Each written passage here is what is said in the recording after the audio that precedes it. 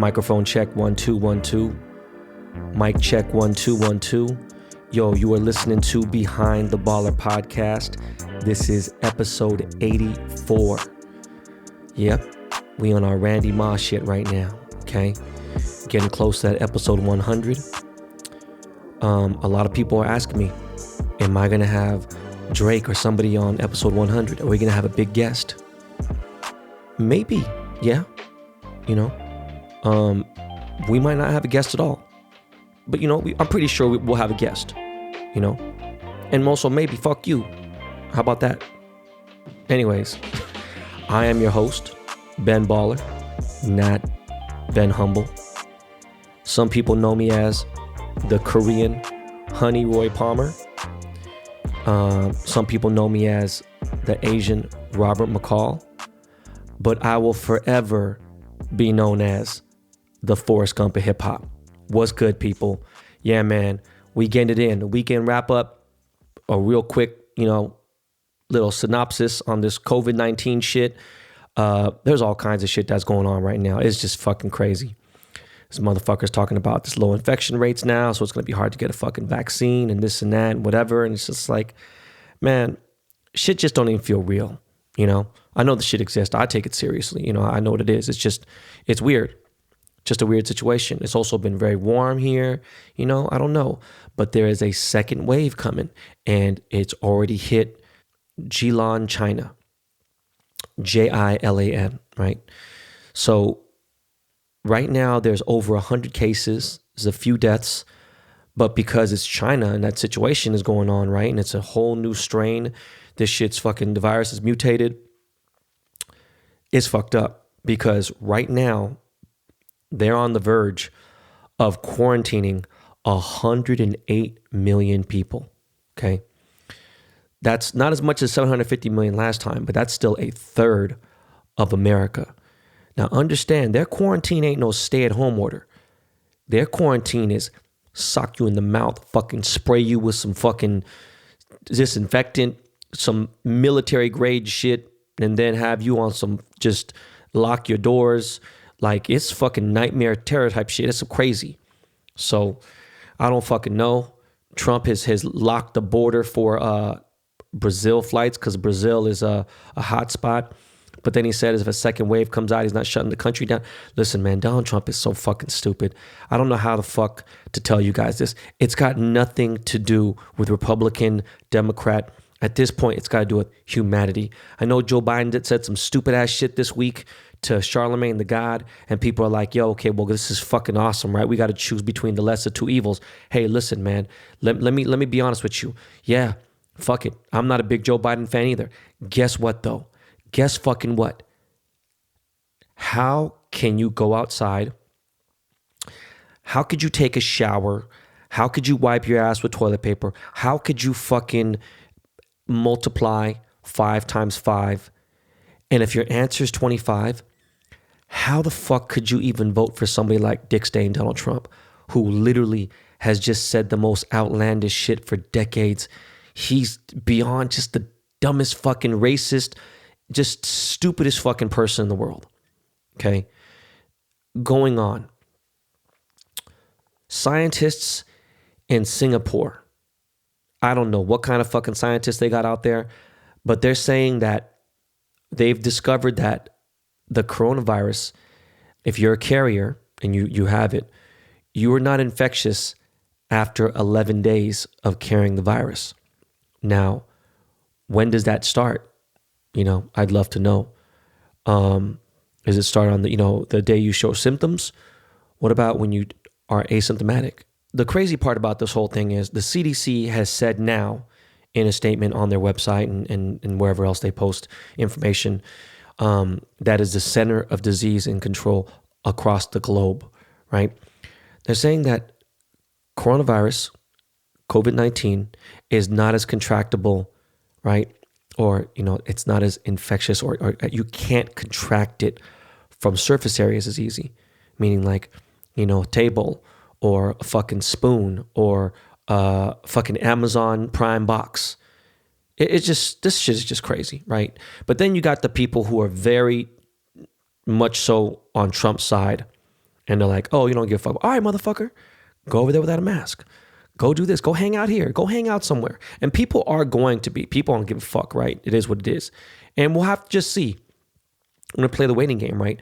But no matter what you fucking touch, Amazon box, food, bag here and there, and whatever, as long as you don't touch your eyes, nose, or mouth after touching those things, and you keep your sanitizer and everything, you should be fine. Shouldn't be an issue. But they're just saying it's harder to contract it from the surface areas than they thought and whatever, blah, blah. I don't know. Going back to Singapore, the University of Technology and Design in Singapore has made a statement saying that they think after a model that they've, looked at, coronavirus, COVID-19 should disappear in the USA by September. Now, they didn't really give too much deeper insight. They're saying by December, it will disappear in the world. Okay. All right, man. Look, man. It's Memorial Day weekend. It's Memorial Day. Look, people are out wilding. They're out there acting a fucking fool. I just seen this place in fucking Maryland. It was like a boardwalk, and there was, could have been 1,000 people on the boardwalk. I didn't see any masks. And people are wondering what the fuck, but that's nothing. My boy Cole sent me a video of some dude having a house party, and this is a big fucking house. It's just a trip, man, because I have a big house, right? But it's not like it's spread differently. It's not it's not really a house party type of house, I've looked at a few houses that were like, oh, it looks, I have a family house. It just says some weird shit, but this house is big, and it's got it feels like there's one room that could be 20, 30 feet ceilings. And, actually maybe even higher. I don't know. I have pretty high ceilings, but there's 100 people in there, girls dancing. It is fucking definitely hot in there, and they're acting up. Then on top of that, Floyd Mayweather was inside a club in Arizona. I didn't see Greg Una, my boy, Mr. Flawless, but he's been hanging out with him in Arizona. I don't know what the fuck is going on with Greg. I haven't talked to him or nothing. I don't know what he's doing. That's on him, and they don't really take it serious. It is what it is. But the club is packed in Arizona. I know it's hot over there and everything, right? But yo, man, all I got to say is they did say that it's tougher to catch, right, in the warmer weather. But yo, people are playing with fire, man. And one of our family friends is an ER nurse. I'm sorry. She is an emergency room doctor. In fact, 2 of our friends are emergency room doctors. They said that the hospitals are getting crowded again. I don't want to hear shit about nothing else. Everyone's like, oh man, it's not that big of a deal, blah, blah. Yo, man, we're at 100,000 deaths in USA. Y'all can say what you want to. It's a lot of deaths, period. So that is that is it. That is all I'm going to speak about with COVID on this episode. But I will say this, my middle child, the problem child, my little rascal, Ryder Benjamin Yang. He just turned 6 years old. London has a different place in my heart. All 3 of my kids, I love them differently. And Ryder is just a troublemaker. He touches girls' legs. I'm talking about adults. He is fucking crazy. He is me in a different body, and it's just crazy. Anyways, he turned 6 this weekend, and he got really sad. He cried. He said, this is the worst birthday party. I'm really sad and blah, blah, blah. And he said, this is boring and I don't know what's going on. And you got to understand, when I was 6 years old, I feel like I was pretty smart for my age and whatever. And I was in the streets at 7 or 8. I was even walking around my neighborhood at 6. It's crazy. It's just different times. But Ryder, he's pretty smart. He's not London. London's really, really smart. But Ryder's much more street smart, right? But Ryder still can't comprehend what's really going on. He kind of gets it, but he doesn't, because he loves being home. These kids, my kids haven't complained. They like being at home. They love the space. They get to play their video games. They could do certain things. They do all their homework, and they chill. And it didn't hit me Because I'm like, yo, man, we got him everything he wanted. We got him his gifts and everything. And, my wife set up these balloons everywhere. She filled the pool up with these balls and like this float and all this stuff. And we got like, minor decorations. And, Ryder woke up at 7 in the morning, crack of fucking morning, woke up, said, oh, my birthday. Yeah, great. Boom. I gave him some Robux, which is Roblox dollars, what I'm saying, and everything else. And just like, he was cool. And then he just lost it. He's like, just was fucking crying and whining. And I was like, yo, what's going on with you? Like, don't you understand? Like, look, this is what it's like. And my mother-in-law said, he's tripping that nobody's here. None of his friends are here. It's not packed here. And it really did hit me. I said, yo, I think that's really it. And he just doesn't, he's way too young to comprehend what's going on with coronavirus. Now, what it comes down to is everyone who's been following me since the birth of Ryder, I think you guys know, his first birthday party, I rented out the entire ballroom at the SLS Hotel in Beverly Hills. His birthday party was bigger than a lot of people's weddings, right? His second birthday party, big, third, fourth, fifth. Every single year of his life, he's had enormous birthday parties. We go big on the birthday parties, and for every kid. And that was it. He just was fucking super sad, and it broke me, because he couldn't understand. He didn't know what to do, and it just bummed me out. But, we had some family over in the backyard, with masks on and stuff. And, we did what we could, we got him his cake and everything. And then, he eased up after a little while. We got him a magician's suit. He had a little his hat, a magician's hat, and like a little cape, and got him some things. And I tried to get him some extra Robux, but he doesn't understand. He doesn't know what $100 is. He doesn't know what gifts cost. And he doesn't know, he just knows he has friends. He wants his friends there. He knows that he likes to eat chicken nuggets, and and he's pretty simple, but he's picky. But at the same time, he doesn't understand. He doesn't get it. And the reason why I'm telling you guys this is because he went into like a deep state of depression for about an hour or two, and it was bothering me. I was like, fuck, man, I got so much going on. I really, I just wish, I was trying to do whatever I could to cater. But then he eased up. We went swimming. We went on a drive. We went on a ride around town on my. I got an electric scooter from this company called E-Motive. It's like a Tesla scooter. It's fucking lit. And, everything ended up turning out okay. Thank God. On the other end, one of my boys, George, who owns Platinum Motorsport, his daughter turned 1 on the same day. So I went to their house, and this motherfucker he had a band. He had a fucking In-N-Out truck. He had lowriders, he had exotic cars, he had fucking DJ. I mean, his shit was lit. Now, people were wearing masks and things like that, and they were keeping social. But I mean, some people weren't, and whatever. I did it in and out, dropped off my gift, and boom. But that's what it was, and it just got me thinking, like, damn, man, fuck, I feel really fucking bad that this coronavirus shit is fucked up. And Kaya's birthday's in 2 months. So, should it be fucked up then? But it's like, she's cool. She don't really have any friends yet. London's birthday is in August. So it's like, right there next to each other. London might trip a little bit, even though he kind of gets what's going on. He's smart. I don't know, man. This shit's kind of fucked up. But, check it out. I want to make this intro quick because, I want to get into these fan questions because, I only do it twice a month now. We don't do it every week. So we make them, make these little questions a little better and everything, right? So Lakey Lake, by the way, at Lakey Inspired, my man Lakey Lake got verified this week. He got his blue check. Congrats, my boy. You know what I'm saying? So meanwhile, Lakey, Mr. LL, can you hit me off with a beat? Yeah, Miles, I appreciate you putting that beat in there. Yeah, we'll be right back with fan questions.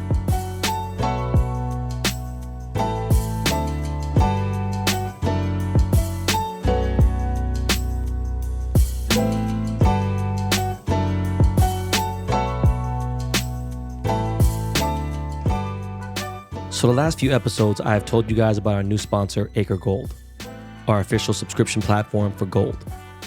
Now, there's a lot of uncertainty with markets, and having gold is important to have just in case shit really hits the fan. Achor Gold lets you make small monthly payments and then sends gold straight to your doorstep every few months. I encourage all of you to sign up so that you're putting money into different formats that will increase during shitty times like these. It's valuable to not just rely on any bank account or paper money. This is something I wish I did in the last recession. Here are the benefits of Achor Gold. It's affordable. You don't have to pay out of your pocket all at once. It's convenient. Physical gold bars mailed to your doorstep. Achor branded gold is the highest quality, designed in California and minted in Switzerland. Subscribe for $30 or $50 a month. Once your gold stash reaches the price of a 2.5 gram Achor gold bar, they will discreetly ship your gold. You're in control. You can easily cancel or modify your plan to suit your needs at any time. Find out more by going to getacregold.com/baller. Achor is the sponsor of this Behind the Baller podcast episode. getacregold.com/baller. Yo, what up, everybody? Yeah, just in case you didn't know, you were listening to Behind the Baller podcast. I don't know if you might have fucking dozed off, which I hope you didn't, because that fucking jazzy ass Lakey beat, that's something special right there. You know what I'm saying? So we're doing fan questions. This is the part of the show that we do twice a month where I get your questions from the Apple Podcast Behind the Baller page. All you got to do is give a 5-star review, do it in question format, and I'll answer it here on the show. And a lot of people love it. It's a big part of the show, but I try to make it a little special, spread it out. You know, pretty soon I might do it once a month. I don't know. We'll figure it all out. Meanwhile, you, me, him, and her writes East Coast, West Coast. What's good, Ben? I'm a listener from the Bronx, New York. First thing I want to say is when I first used to see you on social media, I was really a hater. But now after listening to your podcast since the beginning, the term "don't judge a book by its cover" has really made me realize that you really don't know people until you take the time to understand where they came from. I have 2 questions. I was born and raised in the Bronx, and I literally saw the Twin Towers fall when I was 11 years old at the time. Where were you and what were you doing on 9/11/2001? And the Rodney King incident was crazy, divisive point in history. Where were you when that happened? And what were you doing when you found out about it? Much love, appreciate it. I'm grateful for you in this podcast. Yo, appreciate you, homie. On 9/11/2001, I was in Las Vegas shooting a movie called Cake. I was motherfucking shooting, yes, my film Cake that I starred in, and the story is about me. I produced the whole 9, everything. We were in motherfucking Vegas, and that shit happened, and it was like the weirdest shit, and it hit hard. All the fucking casinos were, all the shit was like shut down. That was all they were playing. It was a somber time. People were just fucking dark, and it was crazy, and I just couldn't stop thinking about this shit. Then I hit on my people in New York, like, the next day, and people are like, there's mad people putting up signs everywhere, like, like letters like, yo, have you seen this person, It's just fucking crazy. Rodney King, remember, this is the time where I'm in San Francisco going to college. So, and this was, a time when I should have been in school, but I happened to, get back to LA to go hang out with my cousin. And my cousin just happened to be, makes no sense, right? My cousin comes from a very well-off family.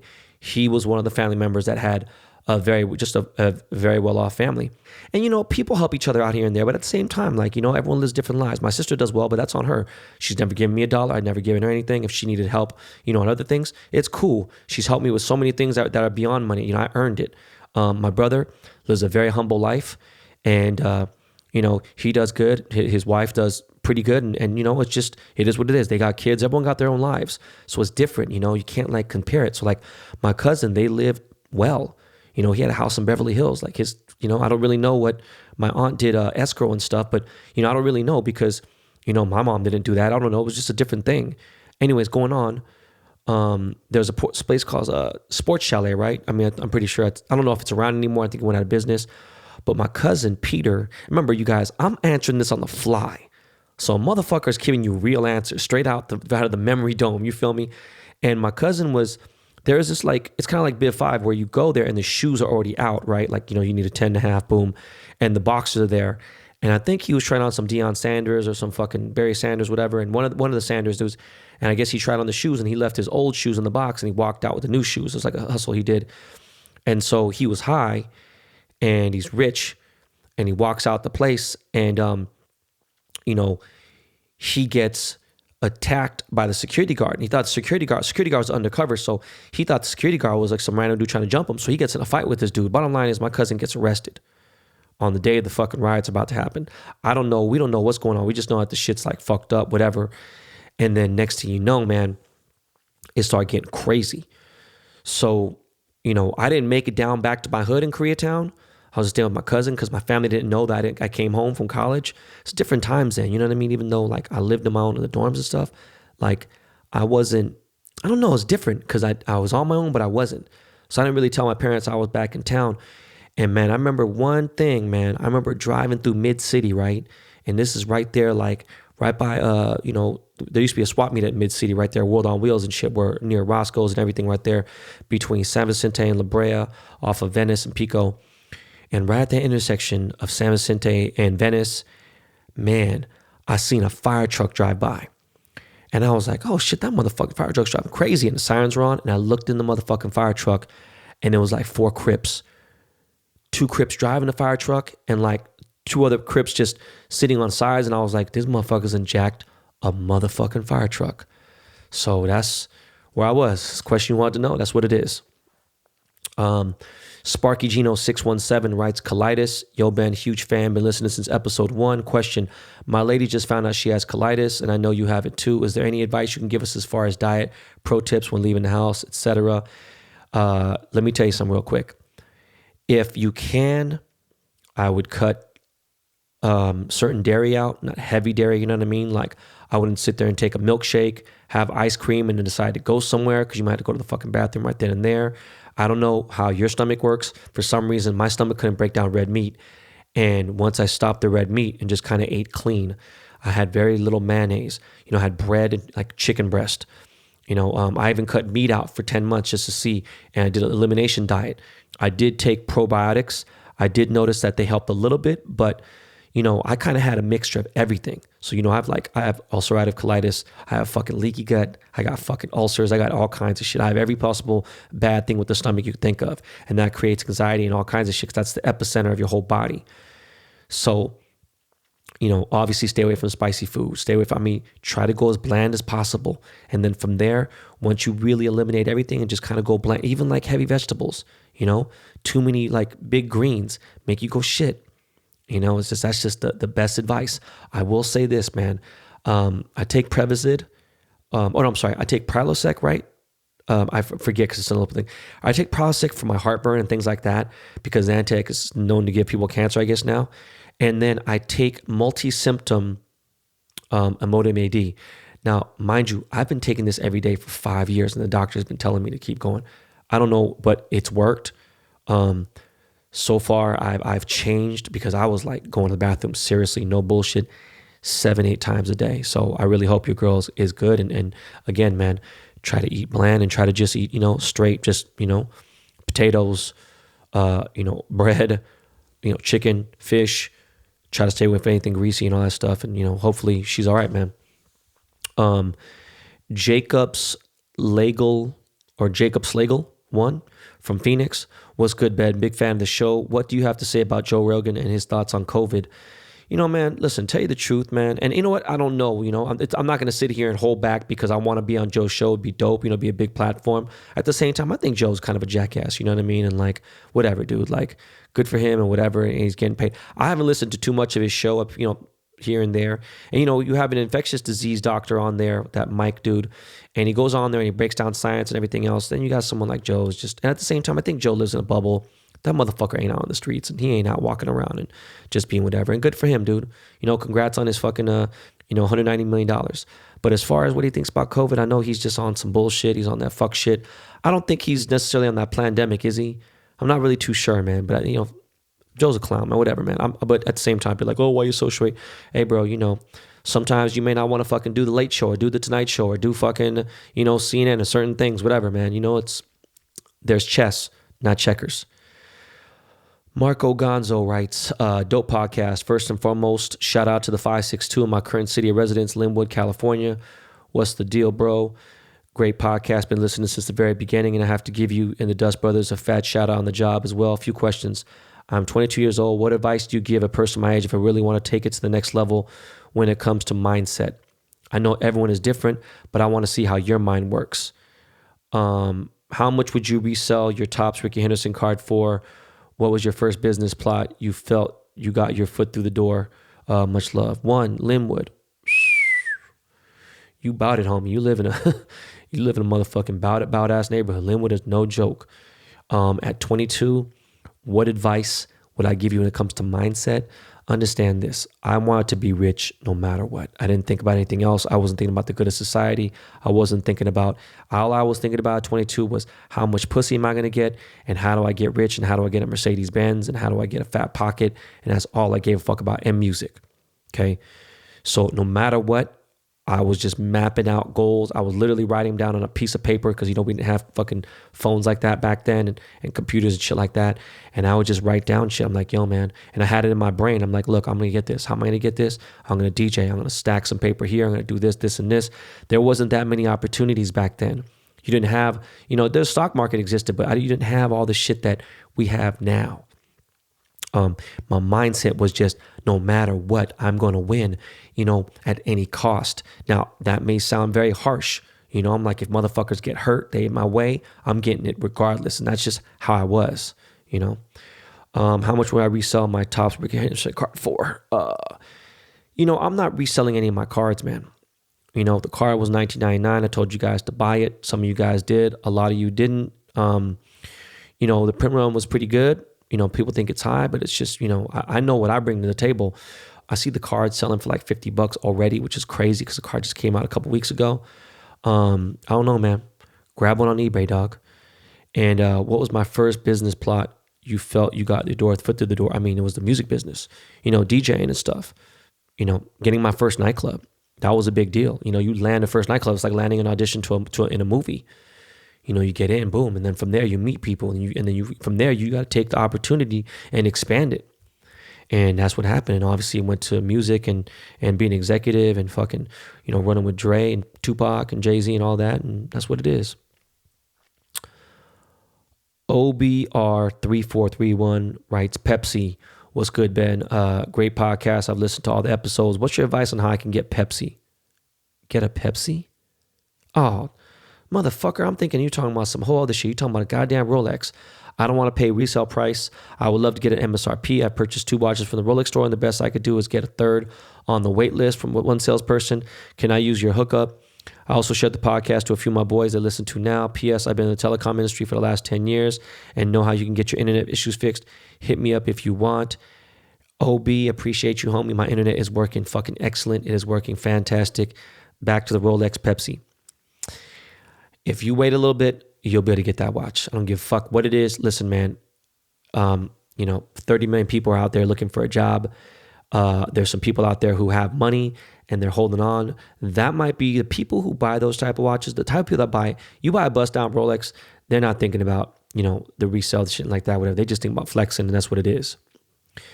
The Rolex Pepsi, if you want the watch, I would suggest just aggressively looking at eBay, Bob's Watches, certain places. There's a lot of people just like, you out there that want to pay that MSRP price, and they're getting it. It's getting there here and there. But third on a wait list ain't that long. If you got the bread and you could spend on that, shit, man, chill, you blessed. You might really get that watch real soon. You know what I'm saying? Like, you could get that watch by the end of the year, or you may get it whatever. But if you're waiting to get it, for a hookup or whatever, I mean, I don't have a Rolex hookup, to be honest with you. I'm out there on the gangster shit. So anyways, it is what it is, man. And I hope you get it. Brav187 writes, back in the day, yo, Ben, quick question. Back in the day when you were riding sport bikes, did you know a cat named R1 Show? I heard he used to ride with Cocky. Just curious. That was when you were rocking that Interstate 10 chain. Yeah, man, R1 Show was my boy, man. Harry, that was my dog. That motherfucker is a beast. I can't tell you how many times this motherfucker did some silly ass shit on the streets. He was a beast on the cars. He was a beast on building homes. R1 Show was I love that dude, man. If you talk to Harry, man, please tell him I said what's up. That's my dog. That's my guy, man. And yeah, that's my boy. And It's crazy, man. That motherfucker was man. I bring back some memories, man. A Shields writes, "Hey Ben, I had two questions for you. What are your top 5 spots to eat in San Diego? They can be bougie and non-bougie. My second question is, what do you think our purpose is on Earth as human beings? I know that you say you live and work hard for your every day for your kids and wife, but take away all of that, and what do you think our sole purpose for our existence is? Much love from Diego." I ain't got 5 spots I can really give you off the top of my head right now because I'm like just thinking and trying to be quick. I love Mr. A's because the view. It's got to be the best fucking view there is. There was a spot called Beachy that I liked in the gas lamp. That was cool. Fuck, man. There was a taco spot in, not in Chula Vista, man. Fuck, where was it? There was a taco spot that was fucking lit. I love that place. What else, man? Oh, fuck. There's another place too, Italian restaurant that had the best fucking carbonara pasta right in the gas lamp too, right across from the Hard Rock Hotel. Can't remember the fucking name. It was like a fucking Paul and Joe's or fucking John and Vinny's, or no, it wasn't John and Vinny's, but I forgot what the fuck it was. Real regular ass spot. As far as our purpose on Earth as human beings, you know what, man?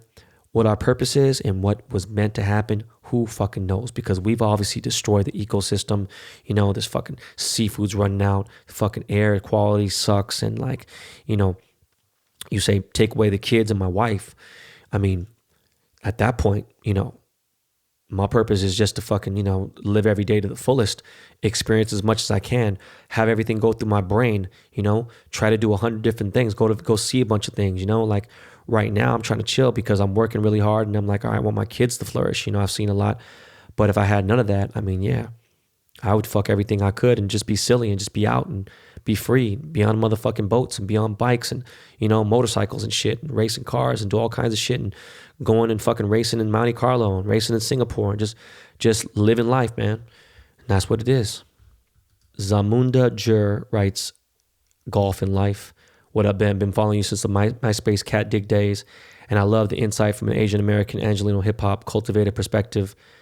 I'm expecting my first kid in less than a month, and I love how you convey the importance of family.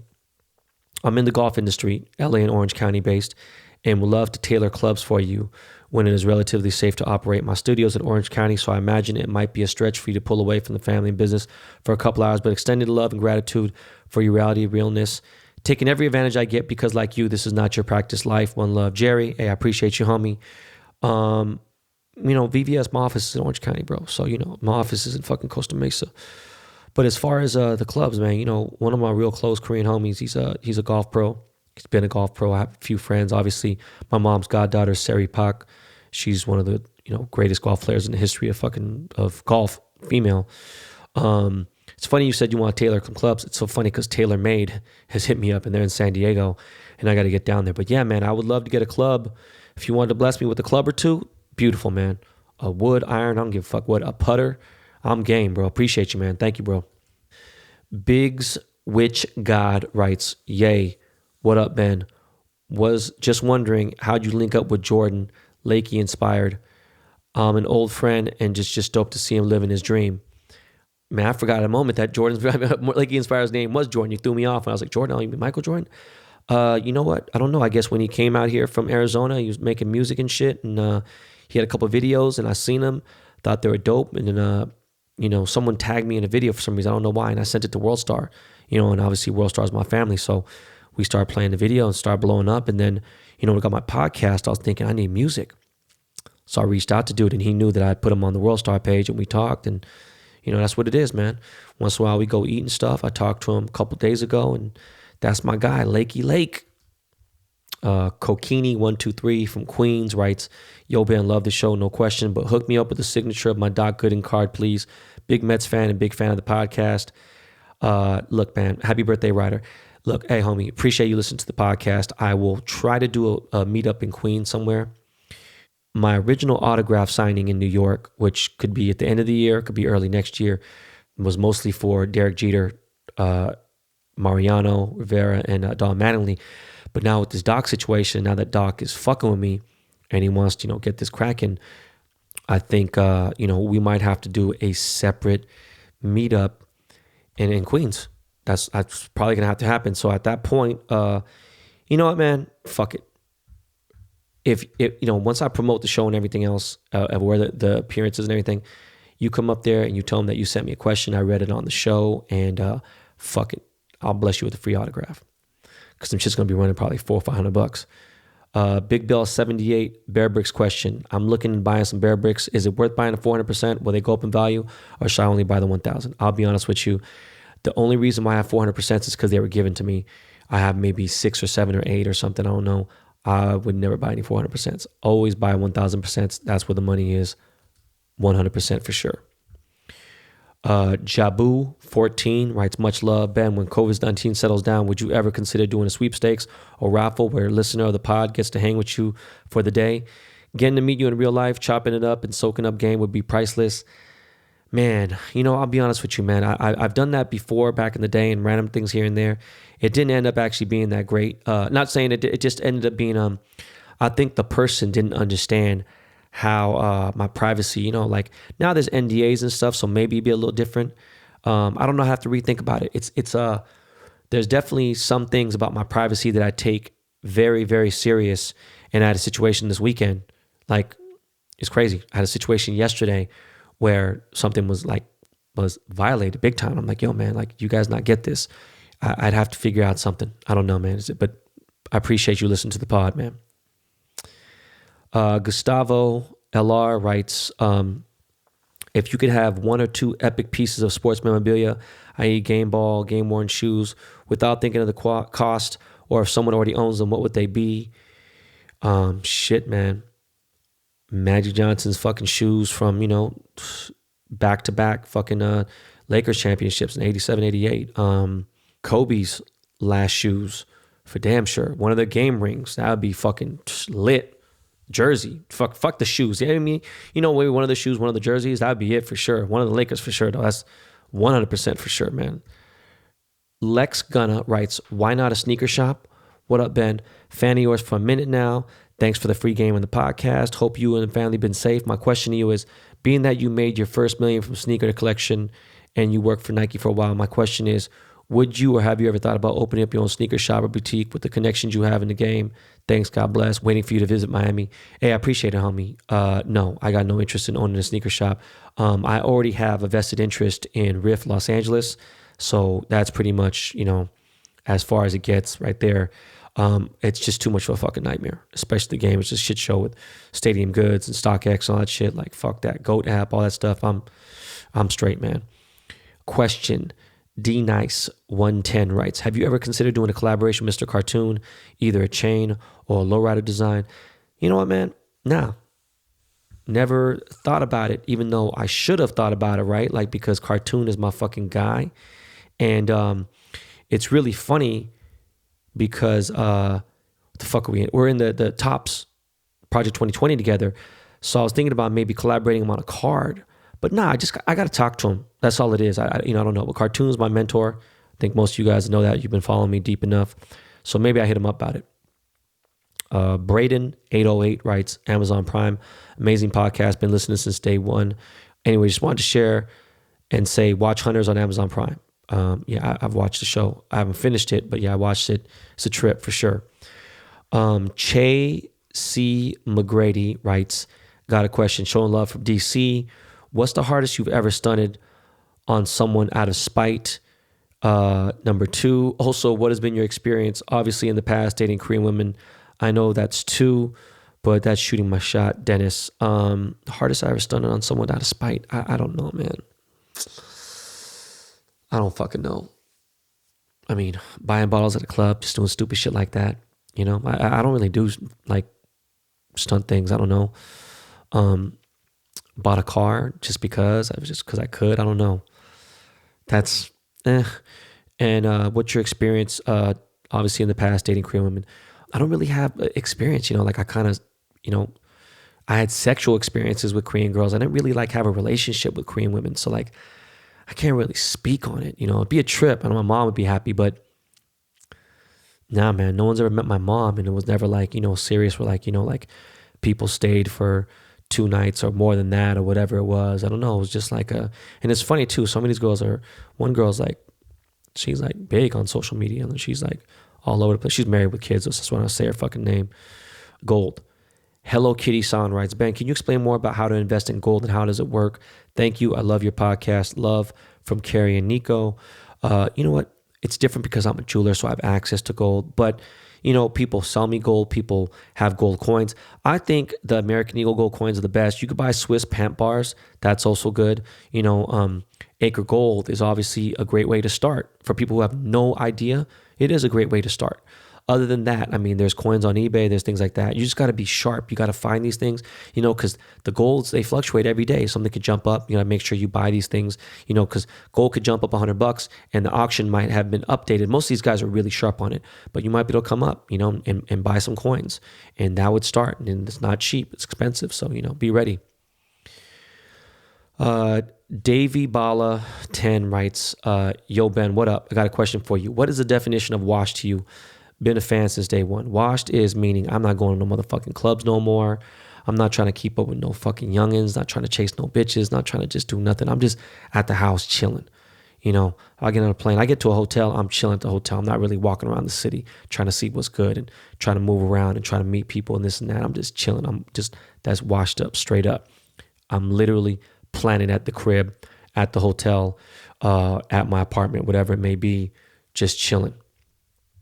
Undefeated Chris writes, what up, Ben? Going back to the GOAT talk on episode 80, is LeBron a GOAT? Why or why not? Hey, man, this is just my personal opinion. I think he is a really good basketball player. Is he a GOAT? No, not fucking at all whatsoever. You got to remember, I would say in basketball, there's they'd be like, oh, the top 50. Not every 50 person was a fucking GOAT, period. There's not that many. He's just not, because he still lives in the era of, even though he's playing now, right? He still lives in the era of where Kobe played in. So he's not, he's not the greatest of all time. Think of all time, he's not. And he wouldn't be in many different things. A lot of different factors would have to come into play for him to be considered that. BMVRT writes, Ricky Henderson card. ¿Qué onda, guy? Quick question about the Ricky Henderson card. I thought Oakland was 5-0. Why is it 4-5 on the card? Not hating, just curious. You obviously a young dude. Oakland was always 4-5. It was 4-5 OG during the motherfucking Black Panther days, Huey Newton, and it became 5-0 in September of 1991. When I was running around the Bay and through Oakland and everything else, it was 4-5. There's a famous group that Richie Rich was in called 415, and obviously they from Oakland, so that's what it is. Brian K. Premier Vibes writes, most authentic podcast out. Huge fan of the show. Use the whole quarantine to start the podcast and get current. Great content. Real talk. Question for you. Are you pivoting from your jewelry and your other streams of revenue since the pandemic's effect? Are you trying to get into anything else at the moment? Keep being the voice of the people we need. Hope you and the family stay safe and healthy. Thank you, Brian K. God bless you. Appreciate all the love and everything. I'm not really pivoting into anything except retirement, right? I'm not trying to get into anything else. Out of nowhere, this Topps baseball card project has turned into an incredible, enormous, ridiculous blessing. So that is a great situation. And other than that, I have my regular streams of revenue and it's just great. And I'm good. 619 Dank Burner writes, best Dank and Dato. Yo, what up, Ben? You seem to have ties in San Diego. Have you ever smoked some Jack from South Bay or the P91 that was in North County? If so, what are your thoughts about them? Hope to hear from you, Roserati. You know what's funny is that it's so crazy you just said that. I actually have smoked P91. That's really weird, because I don't really fuck with a lot of different things and everything. But I did smoke some P91 and it was good. It's straight, San Diego's a different vibe, man. It's different shit. But, love to March and Ash out there. They show a lot of love to me out there and everything. And look, man, I got a lot of love for San Diego too. LC30 writes, great podcast. What's your take on will the NBA return? And if so, who takes the chip? Should it have an asterisk? I don't know, man. I think the NBA could return. Is it going to return for this season? I have no fucking idea. What are they going to do? Fucking do like a 6-game thing? I think the Lakers get it. Is there going to be an asterisk? Has to be an asterisk. Has to be. There's no other fucking way to do it. It's just fucking unfortunate, but it sucks, but that's what it is. Lakers all day. 420 Steven writes, question, what up, Ben? Thanks for the pod. What are your thoughts on, if any, on wide receiver 83 David Moore on the Seahawks? Dude is from my hometown, and I would love to hear your thoughts. Yo, man, David Moore is dope as fuck. Low key, all of our fucking guys, all the receiving core on the Seahawks are lit. You know what I mean? Like, we got such a great fucking squad, man. I can't even fucking explain. And David Moore, like, when, you know, Lockett's locked up, or fucking Metcalf, it's like, boom, Moore comes in. We got Hollister. We got such a, you know, man, look, man, I really hope, you know, he comes with it. You know, tell you the truth, I hope we also get Josh Gordon still. I hope that, you know, we get Flash. I hope, you know, I think we're going to throw a lot this season. I think we're going to throw the ball a lot. But yo, guys, that is the last question. That is it. We're going to get to the outro and Jackass of the week. Again, Miles, you already know what you can do, man. It involves my boy Lakey. Yes. Let me get some music, fam.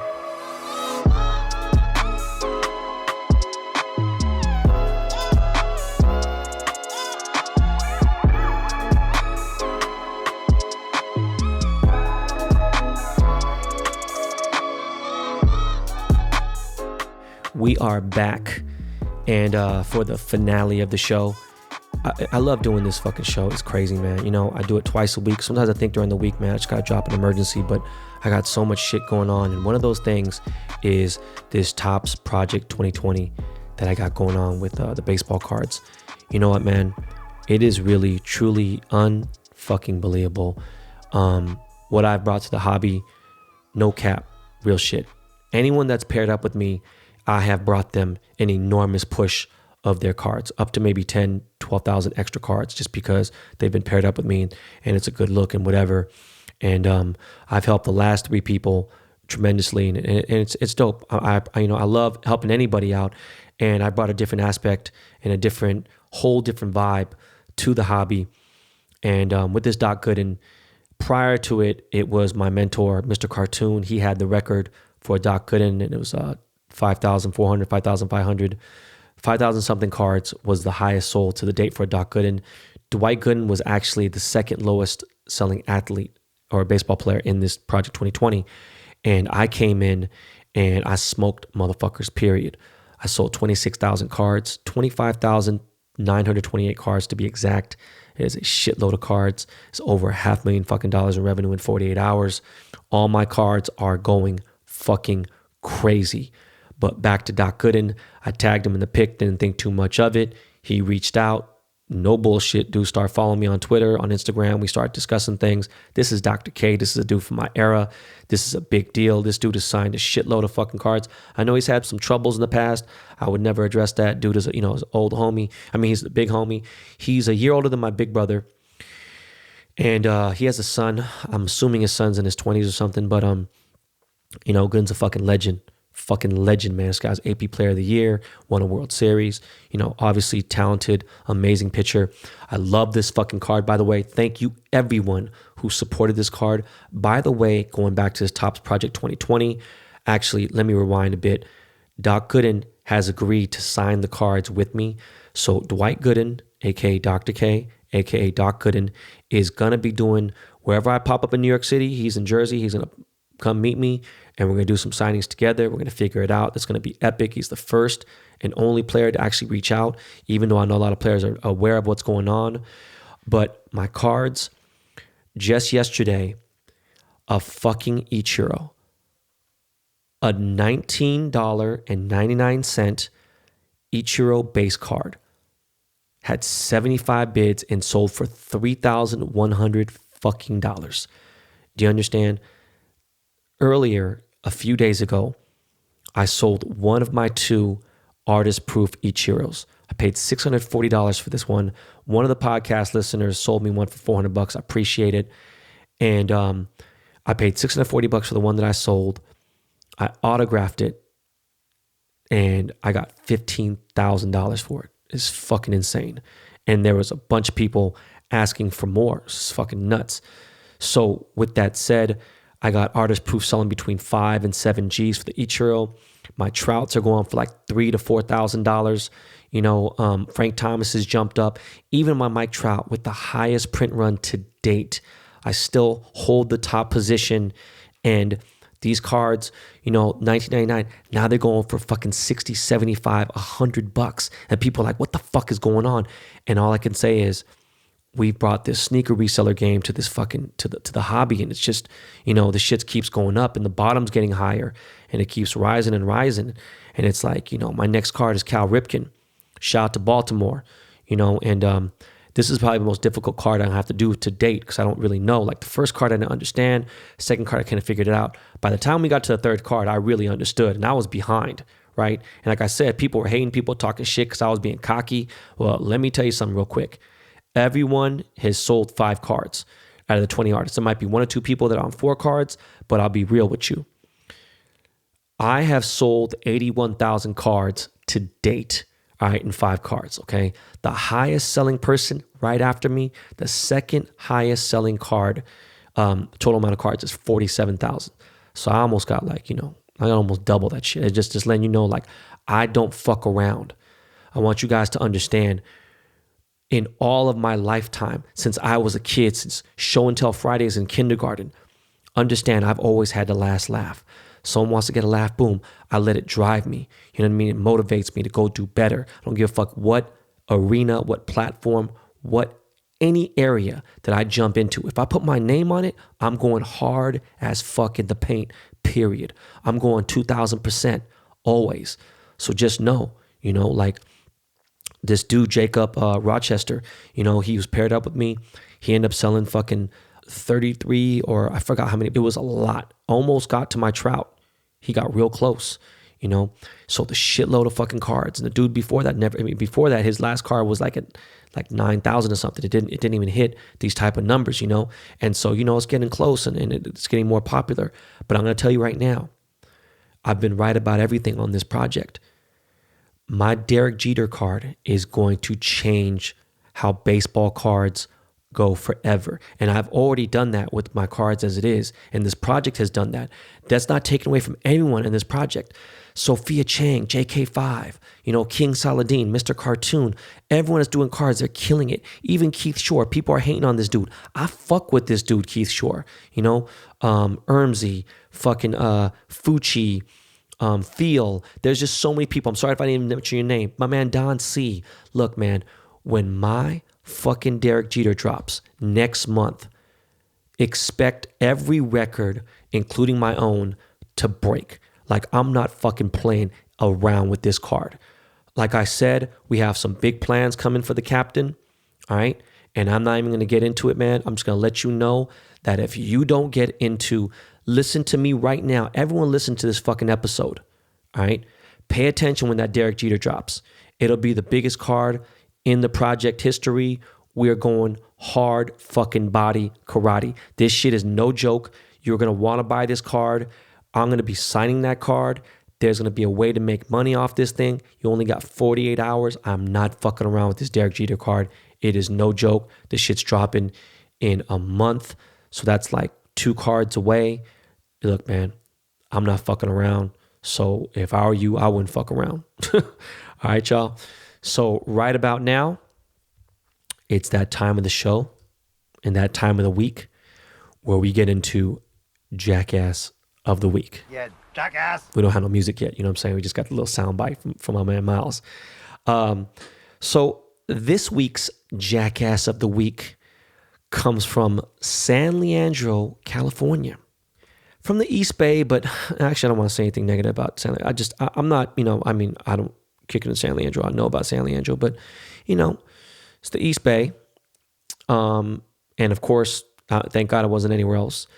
But 52-year-old Nancy Arachiga. It's really weird. I could be spelling it wrong. I'm pronouncing it wrong. Arechiga. Arachiga. I'll tell you this. You know what that sounds like? It don't sound like a motherfucking white Anglo-Saxon name. I'll tell you that. It don't sound like John Smith, right? But it don't sound like Karen, even though that bitch is probably a Karen because she looked like a white lady. And I'm pretty sure there's some fucking immigrants fucking in her family. But 52-year-old Karen, her real name is Nancy. Anyways, of course she's a Karen. She went around Asian people's homes in San Leandro, and she fucking left xenophobic letters. Okay? She went to like 5 or 6 or more homes, and she hand wrote letters. And on the red letters, she wrote, if you are a woman or man who was born in a different country, please return back to your homeland immediately. Fast with urgency. And some expletives, and that we, Asian people were responsible for the coronavirus. And she was going up to these Asian people's homes, and she was fucking posting these letters on the people's doors. You jackass! Yo, man.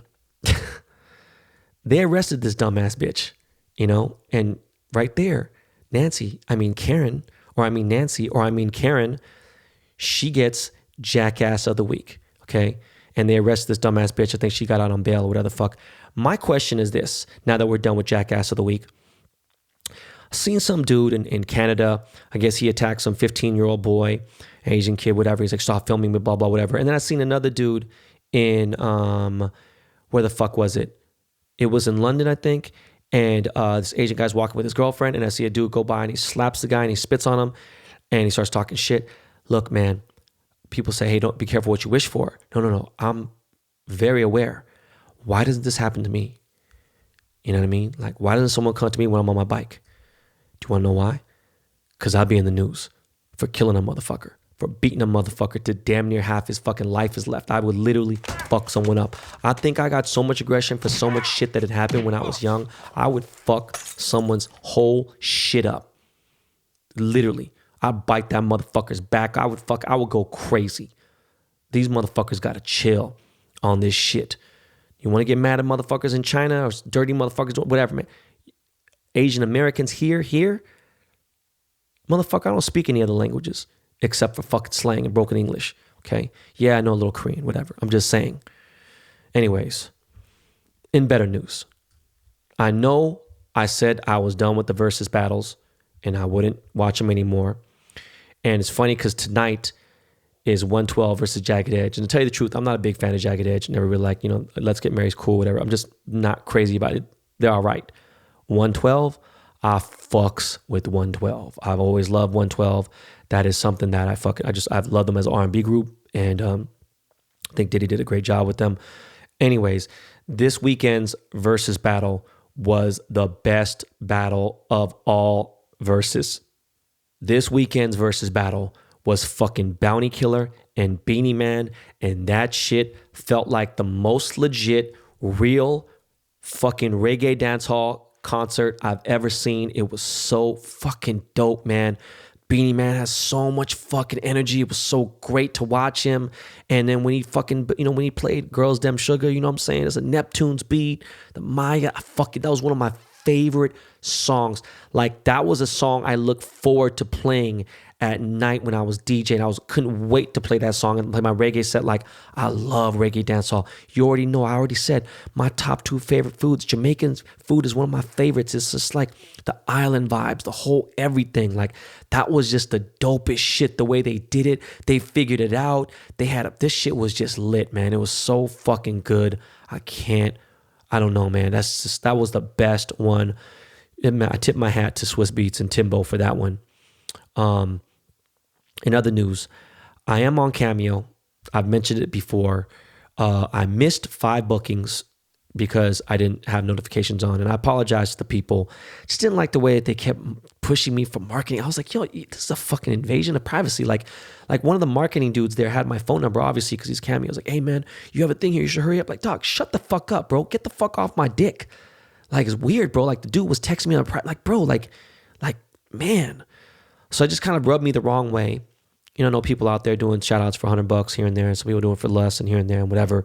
Like, I have my price at like $500 for a long time. Then I brought it down to $300, and then it's like somewhere between $250 and $300 now. I forgot. But if you're on Cameo and you want a shout out, I'll be honest with you, I don't accept all of them. A couple of them here and there, boom, I felt bad because I missed 5. But a couple people got some this week, and I don't know how long I'm gonna leave it up because I'm weird about that type of shit. I'm not like trying to get every single dollar, even though like I want to be successful in other things and the cards and stuff. But like, this is like, I don't know, man. But like, if you want a birthday shout out or you want to give your boyfriend a shout out, I don't know what the fuck it may be, and you do have the money for it. If you don't, man, don't trip. And not for everybody. But if you want to, go to Cameo. You can find me on there. And I want to wrap up the show by saying, I had a long discussion the other night with my friend China Chow. I'm going to clear the air. I never dated China. We never dated. We lived together. Now it sounds crazy, right? Especially at a certain time in our life. This is when she was dating Mark Wahlberg and she was shooting the big hit. But me and China have been best friends for a long time. She, like I said many times on this show, she is the person who brought the art culture into my life. She was Andy Warhol's illegitimate goddaughter, no joke. Her mom was best friends with Basquiat and Keith Haring and Andy Warhol. Her dad is Mr. Chow. Yes, Michael Chow of Mr. Chow's the restaurant. And, we talked about the pandemic. We talked about friends. We talked about everything. And I miss her so much. She's been dating rock star, legend, literal idol, Billy Idol. And they've been together for a few years now and everything. And, I see China very seldomly, but, she's always have a deep place in my heart because we spent so much time together and she's such a great person. And she's like, if she wanted to, she could sell a painting that she owns for $120 million. Yes, $120 million for one painting, and it would sell immediately. It wouldn't even be a question.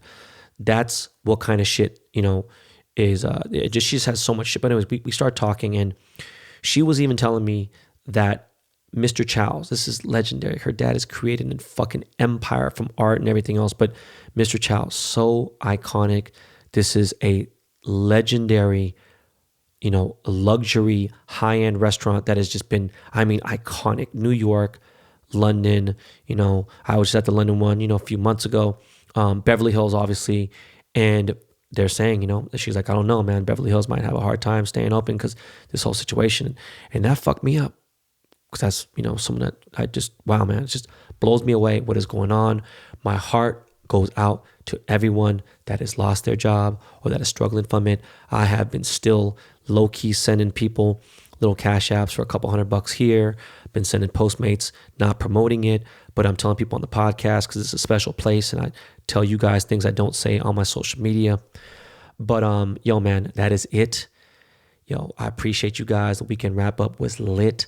Thank you for the fan questions. I want to tell you guys special, basically for all the 12 fans out there, right? For my Seattle fans. One, Seattle is the only other city besides New York that I'd be doing autograph signing, and that's because of Ichiro and Griffey. Obviously, they're trying to get me at Mill Creek Sports. That's where it's going to be. Obviously, it's going to be a shit show. It's going to be crazy because I know Seattle got a lot of love for me, and I got a lot of love for Seattle.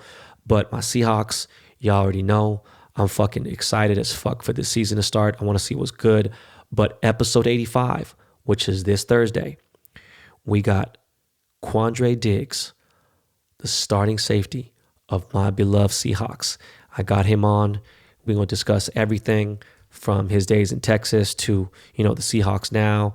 Will there be a season? And everything else you could think of about the Seahawks. Yo, that is it.